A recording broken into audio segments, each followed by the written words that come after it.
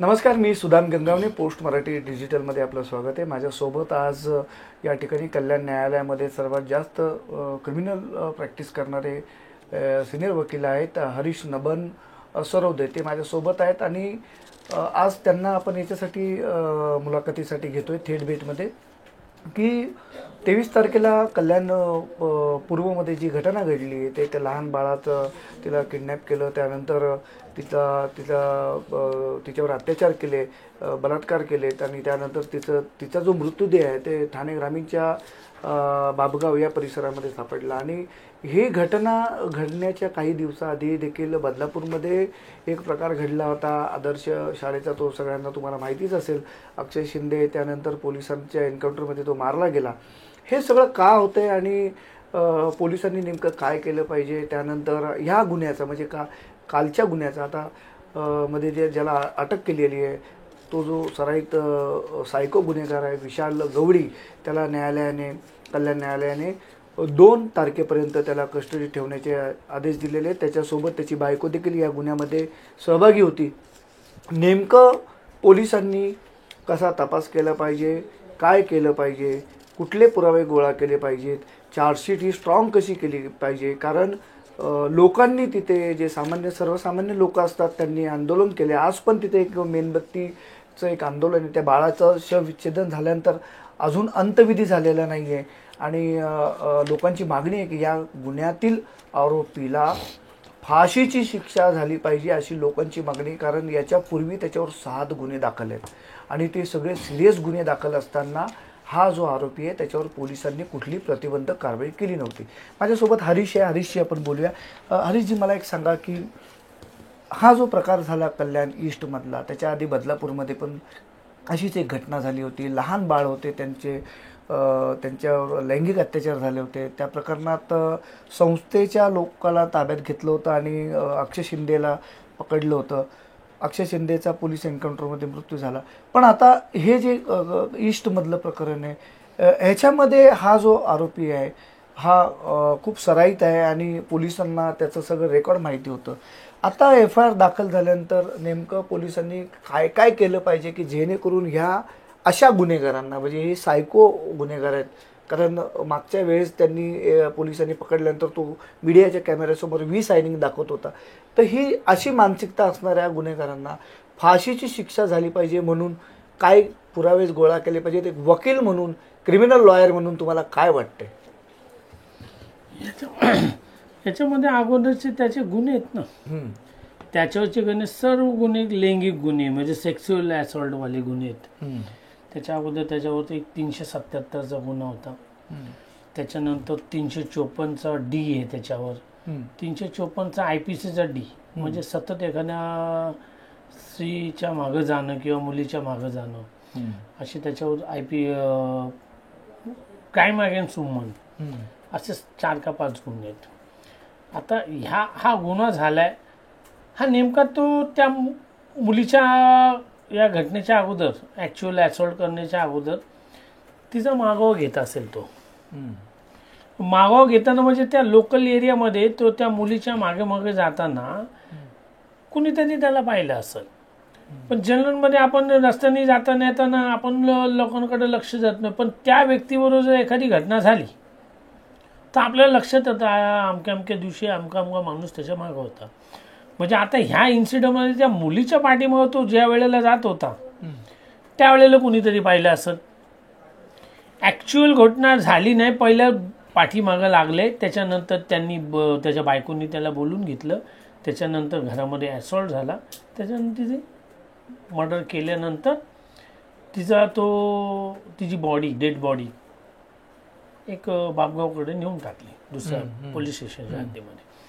मग आता सुरुवातीला जो तिच्या पाठीमागं जे जायचा आरोपी, याच्या संबंधित त्या एरियामध्ये त्या लोकॅलिटीमधले साक्षीदार मिळवले पाहिजेत म्हणजे कुणीतरी बघितलं असं बनवलेले साक्षीदार, नॅचरल विटनेस असलं ना आणि बनवलेले असं ना साक्षीदार, असं म्हणजे पिक्चरमध्ये एखादं पात्र बनवतो तसं पात्र बनवलं, ते पात्र त्या साक्षीदाराच्या स्टेटमेंट बेल नाही भेटणार.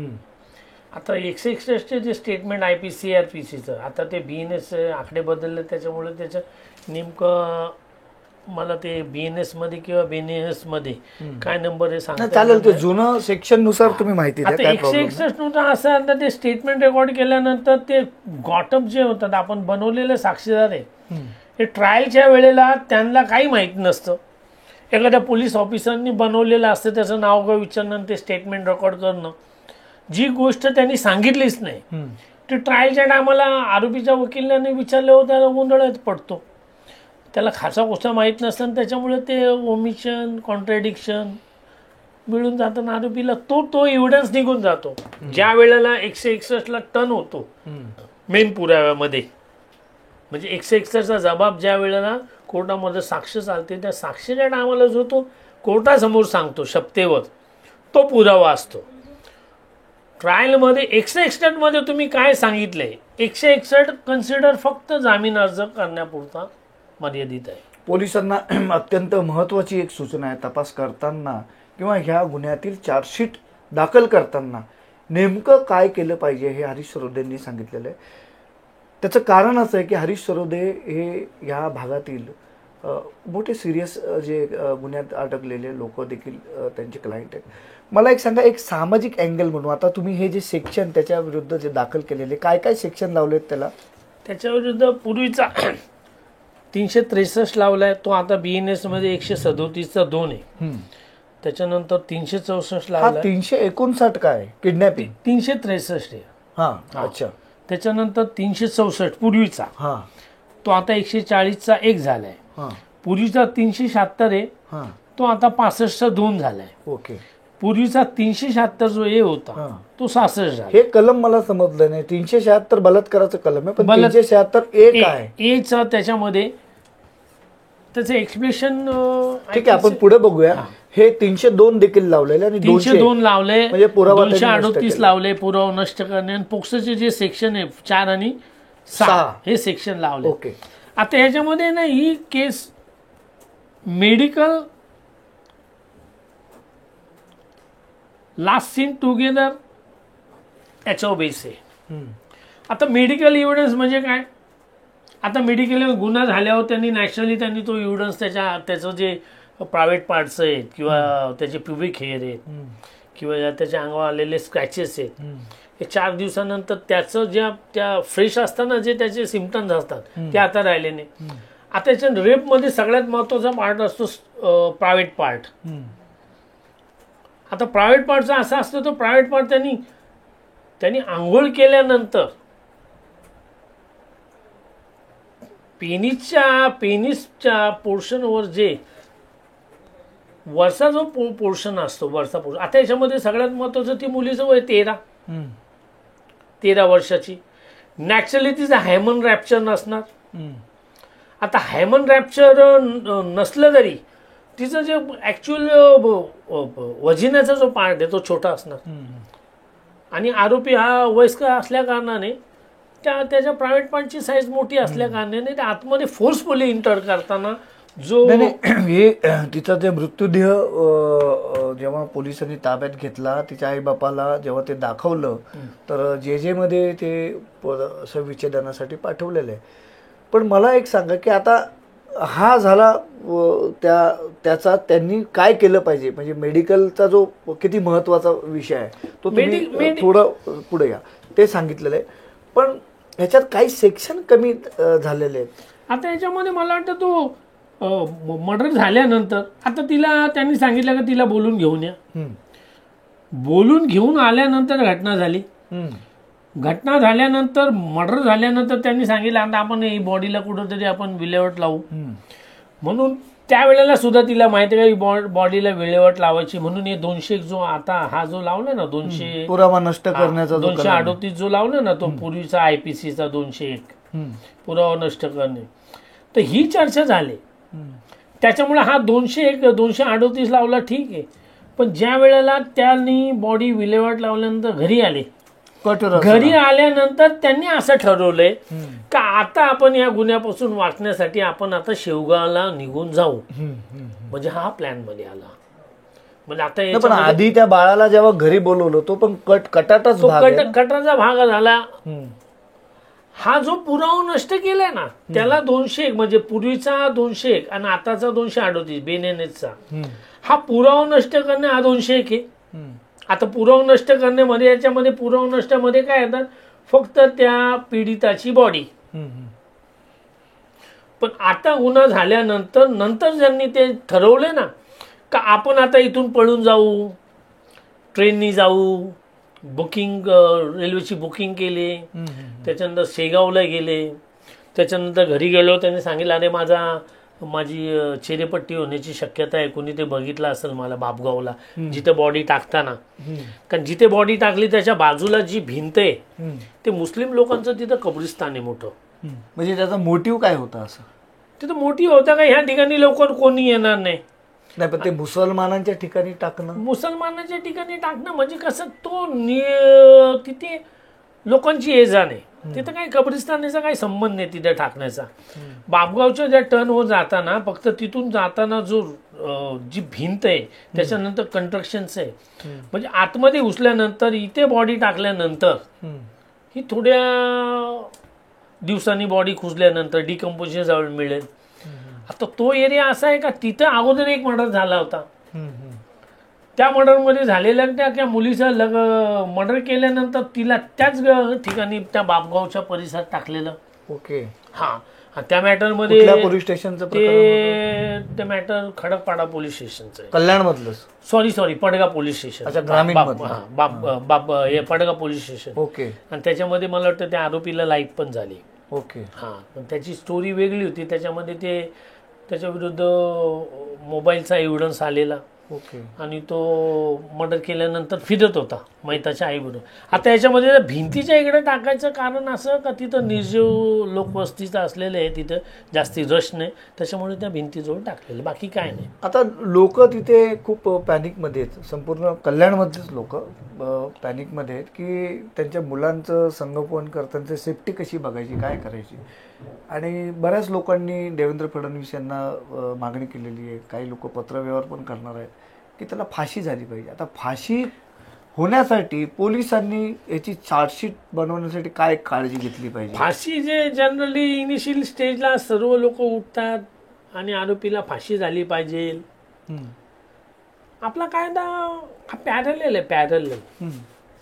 जोपर्यंत संपूर्ण पुरावे आरोपीच्या विरुद्ध येत नाहीत, त्याच्यासाठीच मी विचारलं की पोलिसांनी चार्जशीट मेडिकल एव्हिडन्स आला पाहिजे. ओके. आणि लास्ट सीन टुगेदरचा एव्हिडन्स पाहिजे. म्हणजे घरामध्ये इंटर करताना त्या मुलीला आम्ही त्या दिवशी घरात जाताना पाहिली. नॅचरली कोणीतरी पाहिली असेल, पण कोणी शक्यतो लक्ष देत नाही. घटना झाल्यावर माहीत पडतं अरे हो त्या दिवशी पाहिलं होतं. त्याच्यानंतर तिची बॉडी जी तिथं त्या इमारतीच्या इथं रक्ताचे डाग पडलेले आहेत ना? ते नाही, पण ते त्या बिल्डिंग मध्ये त्या जेवढी पण लोक राहत असतील पर्टिक्युलर त्या घरात जाताना पाहिलं नसत तर त्या बिल्डिंग मध्ये घेऊन जाताना त्या मुख्य आरोपीच्या बायकोला त्या दिवशी एखादी 13 ते 14 वर्षाची मुलगी ती आतमध्ये घेऊन गेली असं पाहणारा कोणतरी साक्षीदार पाहिजे. आता तो साक्षीदार पाहिजे. आतमध्ये गेल्यानंतर ती बॉडी जेव्हा ते डिस्ट्रॉय करायला घेऊन गेले, त्या कोणत्या व्हेकलनी गेले, त्यावेळेला तो मुख्य आरोपी व्हेकल घेऊन जात होता, ते पाहणारा विटनेस पाहिजे, साक्षीदार. त्याच्यानंतर या बापगावमध्ये जाताना इथे खडकपाडा पोलीस स्टेशनची चौकी आहे. प्रवेशच्या एंट्रीलाच आहे, पुलाच्या जवळ आहे. पुलाच्या जवळ. हा, त्या तिकडून गेलेला आहे तो. आता त्या ठिकाणी असलेले मला वाटतं तिथं उंच टावर आहेत, पण त्या टावर मध्ये तो डिस्टन्स जास्त असल्यामुळे सीसी कॅमेरा फुटेज मिळणार नाही. स्मार्ट सिटीचे कॅमेरा तिथं आपल्या कोणतं कॉलेज आहे काय, सोनोनी कॉलेज, अग्रवाल कॉलेज, त्या अग्रवाल कॉलेजच्या इकडनं समोर एक मिठाईचं दुकान आहे, त्या मिठाईच्या दुकानामधले सीसी कॅमेरे त्यांनी चेक करावेत. बाय चान्स मिळाले तर शक्यता खूप आहे काय, जर लास्ट सीन टुगेदरचा एव्हिडन्स जर मिळाला आणि मेडिकलचा एव्हिडन्स तो त्याच्यातर्फे तो गेला असेल म्हणजे सिमन्स वीर्य मिळणं किंवा त्या प्रायव्हेट पार्टच्या वरच्या लघवीच्या पोटच्या पोर्शनला स्क्रॅचेस येणं, कारण तो मॅरिड आहे, त्याचं 30चं लग्न आहे, त्याच्यामुळे त्याला त्याच्या पार्टवर आता मुलीच्या प्रायव्हेट पार्टमध्ये सिमन्स मिळणं शक्यता आहे, पण मे बी त्यांनी जर तो हुशार असेल तर त्यांनी काय अजून काही केलं असेल, म्हणून त्या मुलीच्या प्रायव्हेट पार्टमध्ये याचे सिमेंट्स मिळणं किंवा याचे पुबिक हेअर मिळणं किंवा त्या मुलीनी ॲक्च्युअल असॉल्ट होताना थोडीशी हाताला स्क्रॅचेस, नखाचे काय ओरबडे काय पडले, तिला मारमूट झाली, त्या करताना काय केलं आहे, प्रतिकार करताना झाले काय, असं काय आल्याच्या शक्यता त्या भेटल्या चांगल्या. म्हणजे लास्ट इन टुगेदर आणि मेडिकल एव्हिडन्स या दोन महत्वाचे. आणि फाशीची शिक्षा ही रेअर ऑफ रेस्ट केसमध्ये होते. ही रेअर ऑफ रेस्टमध्ये आलेली ती 13 वर्षाची मुलगी. न्यायालय त्याचा रेकॉर्ड पण बघेल ना, कारण त्याच्यात 277 दाखले पूर्वीचा रेकॉर्ड असला जरी त्याच्यावर केसेस पेंडिंग जरी असल्या त्याच्यात त्याला कन्व्हिक्शन झालेलं नाही. म्हणजे त्या केस चालून त्याला मेहरबान कोर्टाने शिक्षा लावली नाही. पण त्याच्यामुळे त्याला आपल्याला नाही हॅबिच्युअल बोलता नाही, कन्व्हिक्शन बोलता नाही, त्याच्यावर फक्त आरोप येतो. कारण असं आहे का 376 मध्ये असं आहे का याच्यामध्ये लव्ह अफेअर असल्यावर काय वाटतं पोलिसांनी काय केलं पाहिजे? पोलिसांनी आरोपीला फाशी व्हावी म्हणून काय पोलिसांनी आजच्या घडीला जेवढे पण केले पोलिसांनी आजच्या घडीला जेवढं पण केले, म्हणजे एवढं फास्ट त्यांनी त्याला अरेस्ट केला, म्हणजे नॅचरली त्यांच्यावर बर्डन आहे. पण त्याच्यामध्ये त्यांनी ओरिजिनल आरोपीला ट्रेस करून त्याला पकडले, म्हणजे त्यांनी चांगलं काम केलंय. आता राहिला पार्ट हा एव्हिडन्सचा, तर पोलीस डिपार्टमेंटकडं मॅन पॉवर कमी असल्यामुळं पोलीस डिपार्टमेंटकडे जो फायनल चार्जशीटच्या अगोदर स्टेटमेंट, विटनेसचे स्टेटमेंट किंवा आर्टिकल सीज करताना मॅन पॉवर कमी असल्यामुळं काही त्रुटी राहून जातात.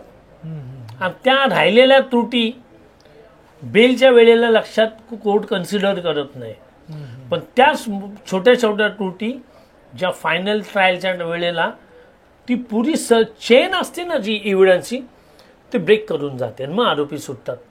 मग आरोपी सुटल्यामुळे लोकांना काय वाटतं, आता याच्यातल्या जे विटनेस लोक असतील ना, याच्यामध्ये त्या फिर्यादीच्या घरच्या लोकांव्यतिरिक्त आजूबाजूचे जे साक्षीदार आहेत हे लोक साक्षी पुराव्याच्या टायमाला या प्रकरणातील जे आरोपी आहेत त्या एरियात त्यांची पूर्ण दहशत, लोक दहशतीमध्ये आहेत. आता मला एक सांगा की याच्यामध्ये जसं तुम्ही सांगितलं की पोलिसांनी या 2-3 गोष्टी पण हे असे एक सामाजिक अँगल बघितलं आपल्याला काय जाणवतं? आता ह्या सारख्या घटना अशा लहान बाळांच्या बाबतीत होतात किंवा महिलांच्या बाबतीत होतात.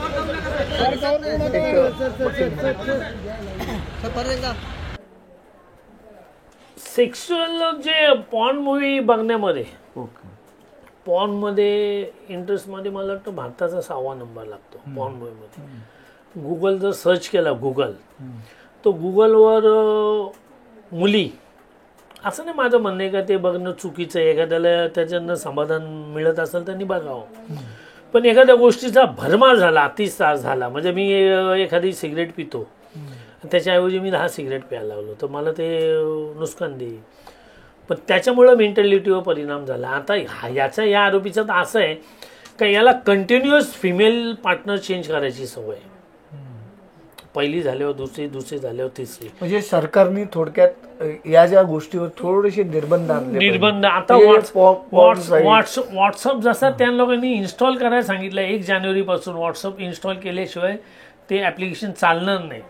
मग तसं त्यांनी त्यांच्यावर काही करता येतं का? आता ऍप्लिकेशन गुगल आपल्याकडे ते सर्च इंजिन नाही, आपल्याकडे नाही ते, पण ते असं होतंय का ते आता पूर्वीच्या लोकांमध्ये ह्या सुविधा नव्हत्या, असं नाही का मेंटॅलिटी नव्हती त्यांची का त्यांना लैंगिक आवडत नव्हतं, त्यांना सुद्धा लैंगिकता आवडत असेल, पण ही सुविधा पॉर्न मूवी बघायची सुविधा नव्हती त्यावेळेला. आता पॉर्न मूवीची जी फॅशन फॅड आली, म्हणजे तुम्हाला असं म्हणायचं की अश्लील जे मटेरियल जे सोशल माध्यमात हा. गुगलवर जे Google, अवेलेबल आहे Instagram त्याच्यामधून ह्या सगळ्या अशा विकृती होतात असं. इंस्टाग्राम, आता हॅनी ट्रॅपचे प्रकार आहेत ते इंस्टाग्रामवर एखाद्या अननोन मुली हाय हॅलो करते आणि त्याला मोबाईल नंबर देते आणि मग त्याला सांगते पैसे तू पाठव मला, मी तुला व्हिडिओ दाखवते. त्याच्यामध्ये तो व्हिडिओ एक्साईट झाल्यावर त्याच्याकडून काहीतरी चूक होते, मग त्याचा व्हिडिओ दाखवून त्याच्याकडून पैसे उकळले जातात. म्हणजे चाललंय कुठं सोशल नेटवर्किंग जे चाललंय मिसयूज. मला वाटतं सगळ्यात जास्ती सोशल नेटवर्क आपल्या इथे यूज होतं भारतात. सरकारने त्याच्यावर निर्बंध काय निर्बंध आणणार, सरकारकडे पण लिमिटेशन आहे. गुगलवाल्यांना आपण कसं प्रतिबंध करणार का तुम्ही ये नका दाखवू म्हणून. गुगल किंवा समाजाने पुढाकार घेतला पाहिजे. समाजाने पुढाकार घेतल्यावर पर्सनल मोबाईल म्हणजे खाजगी गोष्टी आहेत तिथे खाजगी गोष्टीपेक्षा त्याच्यापासून आता ज्या ह्या गोष्टी होतात, आज त्या पोरीचा मर्डर झालाय म्हणून पब्लिक तापले. 6 महिन्यापूर्वी त्या अक्षयच्या बाबतीत असं झालेलं. पण त्याच्यानंतर त्याचा फॉलोअप कोणी घेतलाय अक्षयच्या मॅटरचा? त्याच्यात त्या आपल्या इथं फक्त निषेध करणं, 2 दिवस निषेध करणं, 3ऱ्या दिवशी विसरून जाणं, दुसरा नवीन झालेला क्राईमची वाट बघणं. आपली मेंटॅलिटी एकदम टोटली म्हणजे खाली गेलेली. कायद्यात बदल केला पाहिजे. कायद्यात बदल करण्यापेक्षा कायद्यात नंबर बदललेत ना. कायदा कुठं बदललाय? कायदा बदललाय कुठं? तुम्हाला आज तुम्ही 20-21 वर्ष क्रिमिनल लॉयर म्हणून प्रॅक्टिस करतायत. आता शेवटच्या टप्प्यात मी शेवटचा प्रश्न असेल हा, नेमकं काय केलं पाहिजे ज्याच्याने हे असे प्रकार जे विकृत प्रकार घडणार नाही? जसं आता तुम्ही प्रॉन मूवीचं सांगितलं की गुगलला ह्या सगळ्या गोष्टी त्या तर गव्हर्नमेंट आय थिंक ते मागच्या सभागृहात ते विषय झालेला आहे, त्याच्यावरती थोडंसं सेंट्रल गव्हर्नमेंट विचार पण करत आहे. पण एक समाज म्हणून तुम्ही तुमचा रोल काय की आपल्याला वाटत नाही की अशा ह्या गोष्टीपासून आपली मुलं किंवा आपण किंवा आपल्या अवतीभोवतीतले जे वातावरण आहे त्याच्यात अवेअरनेस व्हावं? किंवा आधी जसं तुम्ही सांगितलं आधी अवेअरनेस म्हणजे मला तर वाटतं मग कॉलेज शाळा कॉलेजमध्ये नाही लैंगिक शिक्षण तर आहेच ना. लैंगिक शिक्षण असू द्या, पण ते आपला एखाद्या बरोबर मेल बरोबर पार्टनर निवडणं किंवा मेलनी फिमेल पार्टनर निवडलं, याच्यामध्ये संस्कार जे होते पूर्वीची लोक जे ते लोक पाळायचे संस्कार, म्हणजे चेहरा न दाखवून त्यावेळेला संस्कार होते. आता संस्कार म्हणजे मॉडर्नाइज झाले, आपण फक्त कपड्यांनी मॉडर्नाइज झालो. विचार आपले तसेच आहे. लैंगिकताला कुणालाही थांबवता येणार नाही. हे जे आपल्याला इझिली अवेलेबल होतात, आता ते असं झालंय का सोशल नेटवर्किंगमध्ये जे प्रकार चालू झाले त्याच्यामुळे याच्यावर प्रतिबंध करणे सेंट्रल गव्हर्नमेंटमध्ये एखादा कायदा बिदा जर झाला या पॉर्न मूवीच्या बाबतीत किंवा हे इंस्टाग्रामवर जो चालतो थ्रेटवर जे चालतं खूप भयानक येते. त्याच्यामुळे एखादी गोष्ट बघितली ना आपल्याला करायची इच्छा होते. म्हणजे लहान वयामध्ये असताना ते शाळेमध्ये त्यांना हे अशा केसेस आहेत. आता 13 वर्षाची मुलगी, आता सगळ्या 10-15 दिवस कोळशेवाडी एरिया डोंबिवली एरिया सगळे पालक लोक घाबरले. 15 दिवसानंतर विसरून जाणार, सोडून देणार. पण पण आता याला जरी फाशी झाली तरी क्राईम थांबतोय. गव्हर्नमेंटनी ह्या अंडर 18च्या खाली आरोपींना शिक्षा होण्यासाठी पोक्सो केला आहे. आता हे पोक्सोचं असं आहे का याच्यातला आरोपी ज्या कलमाखालच्या पोक्सो गुन्ह्यांनी अटक केलेले आरोपी फक्त 1% आरोपींना निर्दोष सुटण्याचे चान्सेस असतात. पण त्याच्यात होतंय काय, हे जे कलम आहे 4, 6 किंवा 376 असतो, 354 असतो, पोक्सोचे 4 ठीक आहे, पण जो मेन सेक्शन आहे 376 त्याच्यामध्ये कुठंतरी मेडिकल करताना त्या विक्टीमला मेडिकल करताना नेताना त्या मेडिकलच्या हिस्ट्रीमध्ये ज्या वेळेला brought by so and so तिथे त्या विक्टीमचं आईचं वडिलांचं किंवा गार्डियनचं नाव साधं लिहिलं जात नाही किंवा त्या विक्टीमला किती वाजता आणले, किती तारखेला आणले हे सुद्धा मेन्शन केले जात नाही. काय कारण? त्याचं कारण त्यांचा सावळा गोंधळ. म्हणजे ज्या एखादा मेडिकल द्यायचा तिथं मला आता एक बसला शिपाई बसलाय, तो त्याची हिस्ट्री लिहत बसतो. त्याच्यामध्ये लिहितो तो एखाद्या ॲसॉल्ट झाला एखाद्या माणसानं, त्याला ओळखीच्या माणसाने मारलेलं असलं तर तो त्या ट्रीटमेंट घेताना तो तिकडे पेशंटला ट्रीटमेंट देते, इथं तो कोणतरी Saumya Gomya ॲसॉल्टेड bye unknown person लिहून टाकतो. मग आता ओळखीने मारलेल्या लोकांचा अननोन पर्सनला त्याचा फायदा आम्हाला मिळतो. म्हणजे मेडिकलच्या हिस्ट्री लिहिताना सुद्धा ज्या गलथानपणा केला जातो चुकीचा मेडिकल ऑफिसरच्या ऐवजी कोणीतरी सोम्या गोम्या तिथं असलेले एखाद्या शिपाई लिहितो. ह्याच्यावर नियंत्रण म्हणून काय केलं पाहिजे? नियंत्रण म्हणजे त्यांना तसे प्रोटोकॉल दिले पाहिजेत. जर विक्टीम आली, जर इंज्युअर्ड आला तर त्याला ऑफिसर रँकच्या डॉक्टरनी त्याला त्याचे स्टेटमेंट रेकॉर्ड करताना किंवा तिचं स्टेटमेंट रेकॉर्ड करताना किंवा तिची मेडिकल एक्झामिन जिल्ह्याचा जो प्रमुख असेल चीफ मेडिकल ऑफिसर, विक्टीमचे रेपिस्टच्या विक्टीमचे कपडे घेतल्यानंतर मेडिकल एक्झामिनेशन टायमाला तिच्या आईला विचारलं, तिच्या आईची परमिशन घेतल्यानंतर NGO मार्फत NGO आहेत, समाजसेवी संस्था आहेत, त्या ऑफिसर लोकांना त्यांना बोलून ना त्यांच्या समोर ना स्टेटमेंट रेकॉर्ड केले तर चुकीचं होणार नाही ना. पण तो वेळ नाही, थातूर मातूर ते इकडं. त्याच्या कारणे मी सांगतो मनुष्यबळ कमी का. तो पोलीस ऑफिसर बसतो एखाद्या 376 किंवा 302ची इन्व्हेस्टिगेशन करत, तेवढ्यात त्याला फोन येतो, अरे तो सोम्या गोम्या मंत्री तिकडे आलाय, तिकडे जा. म्हणजे त्याला हे सोडून एखाद्या कनिष्ठ दर्जाच्या ऑफिसरला सांगायला लागतं तू बनव. चार्जशीट जर बघितली तुम्ही तर चार्जशीटमध्ये 7 ते 8 जणांचे असे हँडरायटिंगचे तुम्हाला पेपर मिळतील. का मॅन पॉवर कमी असल्यामुळे सतत तो हा अत्यंत महत्वाचा विषय. मॅन पॉवर, त्याच्यामुळे ह्या गुन्ह्यामध्ये शिक्षा वगैरे होत नाही. मॅन पॉवर ती माणसं आहेत, पोलीस लोक पण माणसं आहेत. सुदाम गंगावणींनी बनवलेलं अगोदरचं स्टेटमेंट मी वाचून त्या दुसऱ्या स्टेटमेंटमध्ये काय आलंय का, तो सुदाम गंगावणीने सांगितलेली एक गोष्ट आहे आणि दुसरी गोष्ट मी सांगतो, त्याच्यामध्ये जर त्यामध्ये डिफरन्स आला मग त्या आय विटनेसला त्यांना दोघांना चढवले तर त्याचा काही एव्हिडन्स येत नाही. 161ला नंतर ट्रायलच्या वेळेला महत्वच नाही राहत. आणि अशा चुका होतात फक्त मॅन पॉवर म्हणून. पोलीस लोक मूर्ख नाहीत, खूप हुशार आहेत ते. त्यांच्याकडे दिलेल्या यंत्रणा त्यांना हॅकर लोक अजूनपर्यंत तपासता येत नाही, त्यांना ट्रेस आउट होत नाही. हे सोशल नेटवर्किंगचा जो क्राईम चालू आहे, सायबर सेल आहे ना आपल्याकडे महाराष्ट्र पोलिसांचा. त्या सायबर सेलमध्ये यांच्याकडे जी यंत्रणा आहे, यांना जो स्टडी दिला जात नाही, यांना जो पुरेसा वेळ दिला जात नाही, ती लोक पॅकेज ठेवलेत त्या पोरांनी. सायबर क्राईमवाले जी मुलं आहेत त्यांनी तुला व्हॉट्सअप हॅक करून देतो, तुला मी इंस्टाग्राम हॅक करून देतो, याचे ते 50-50 1-1 लाख रुपये पॅकेज घेतात ते. आणि त्यांना जास्ती पैसे मिळत असल्यामुळे ते लोक त्याच्यामध्ये एक्सपर्ट झाले.